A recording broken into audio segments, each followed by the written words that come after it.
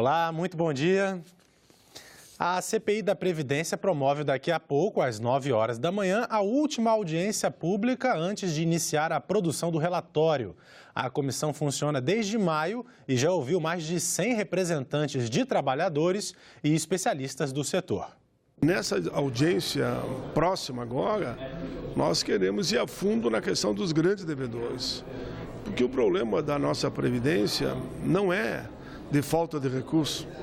Falta é fiscalização, falta combate à sonegação, falta você proibir que o dinheiro destinado à Previdência vá para outros fins. Outras atividades também ocorrem no Senado nesta quinta-feira. Vamos conferir agora a programação das comissões do Senado para hoje. Às 9 horas, na Comissão de Assuntos Sociais, uma audiência pública vai tratar da profissão de síndico. Outra audiência pública ocorre no mesmo horário, uma reunião conjunta das comissões de Relações Exteriores e Ciência e Tecnologia para debater a privatização do recém-lançado satélite geoestacionário brasileiro. Às 10 horas, na CPI dos Maus Tratos, o Centro de Valorização da Vida e a Associação Brasileira de Estudos e Prevenção do Suicídio apresentam suas experiências. E às 10h30, reúne-se para eleger presidente e vice-presidente a comissão mista que avalia a medida provisória 796. A MP prorroga o prazo para a utilização do regime especial de tributação para exibições cinematográficas.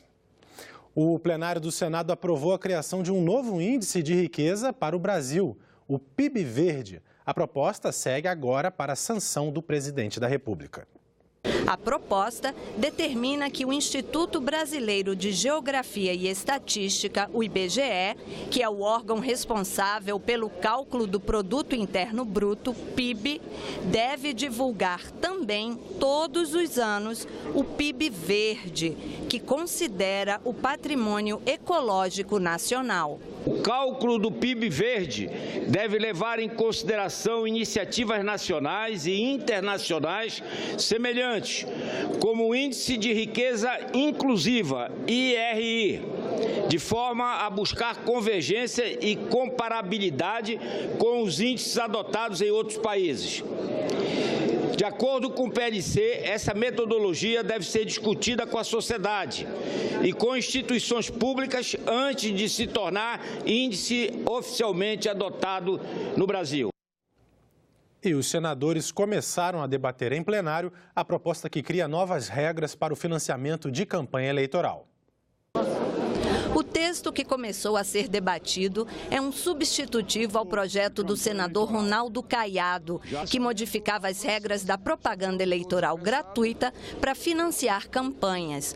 O relatório do senador Armando Monteiro vai além. Ele inclui novas regras para o processo eleitoral em vários pontos, como propaganda na internet, direito de resposta, perda de mandato por infidelidade e limites de gastos de campanha. Houve protestos. Eu fui pego de surpresa.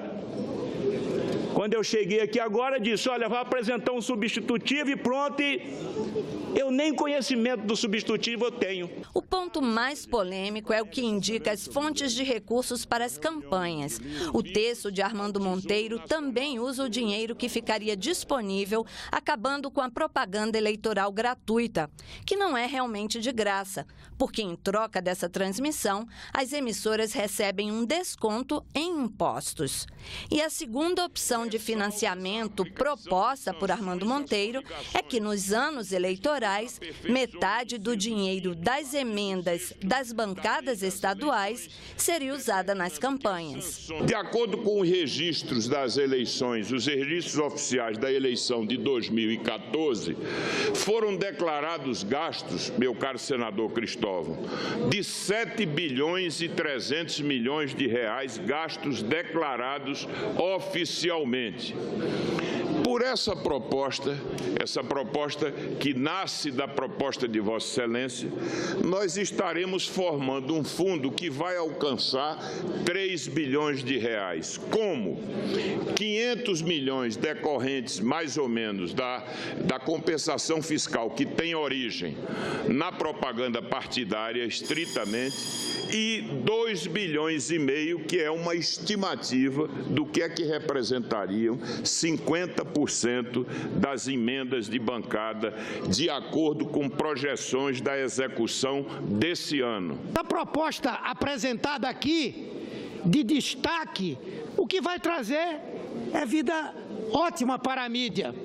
Deixa de haver no Brasil horário eleitoral gratuito de rádio e televisão, deixa de haver no Brasil horário partidário gratuito. E quem ganha com isso?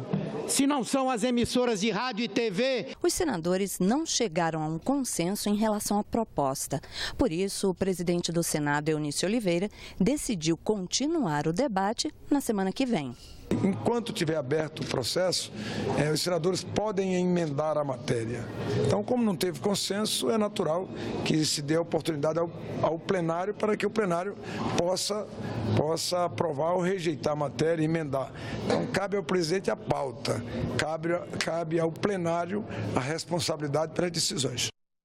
O plenário do Senado também aprovou as indicações de Maria Iracema do Vale e Márcio Fontes para vagas do Supremo Tribunal Federal no Conselho Nacional de Justiça e José Cesário Sec para o cargo de diretor da Agência Nacional do Petróleo, Gás Natural e Biocombustíveis, a ANP. Para economistas que participaram de audiência pública na Comissão de Assuntos Econômicos nesta quarta-feira, o quadro fiscal brasileiro é extremamente preocupante. Segundo eles, a reforma da Previdência é indispensável para um ajuste fiscal no médio e longo prazo. Os debatedores foram unânimes em dizer que o contingenciamento de despesas discricionárias, que são aquelas que o governo pode ou não executar, dependendo da previsão de receitas, é uma medida insuficiente para o país nos próximos anos. Segundo eles, sem reformas estruturantes que alterem a dinâmica do gasto obrigatório e da previdência, a chance de reequilíbrio da dívida é zero. Os economistas afirmaram ainda que não se pode desvincular política de economia e que o ajuste fiscal deve ser feito de forma gradativa. Ninguém está falando em transformar um déficit primário de 159 bilhões em um superávit em 2 anos. Ao contrário, esse ajuste fiscal que o Brasil está passando, ele é muito gradual. Ele vai levar 5, 6 anos. Mesmo nesse período, a dívida pública novamente vai crescer. A estratégia do ajuste fiscal gradual é mais ou menos o que está na Emenda Constitucional 95 de 2016, conhecido como Emenda do Teto do Gasto, que, para ser viável ao longo dos próximos 10 anos, depende, claro, de uma reforma da Previdência. Eu vou mostrar isso aqui. Sem reforma da Previdência, não há como cumprir a regra do teto dos gastos.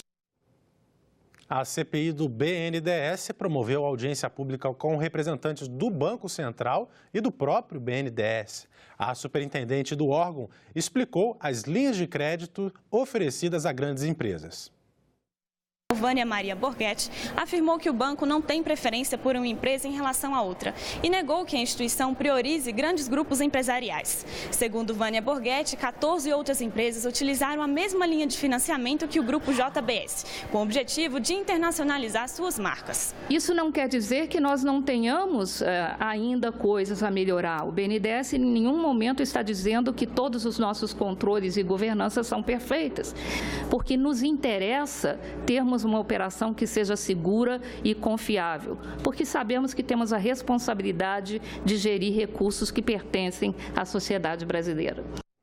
E ontem, na Câmara, os deputados federais tentaram concluir a votação da proposta de emenda à Constituição que acaba com as coligações partidárias para eleições de deputados estaduais e federais e vereadores, mas não conseguiram.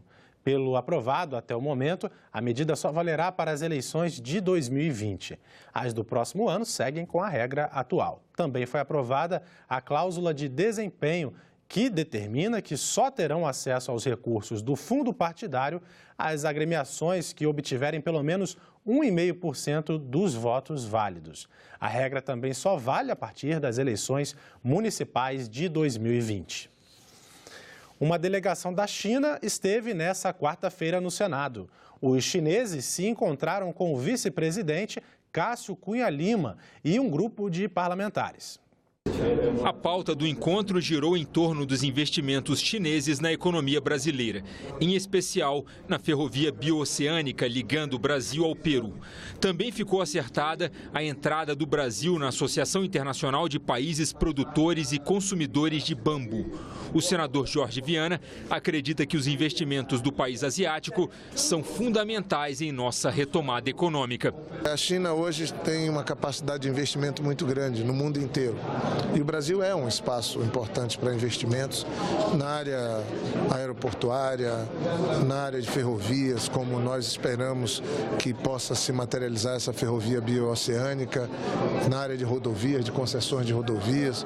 E a China é um grande consumidor, é um grande mercado que pode melhorar muito, ajudar muito a melhorar as exportações brasileiras.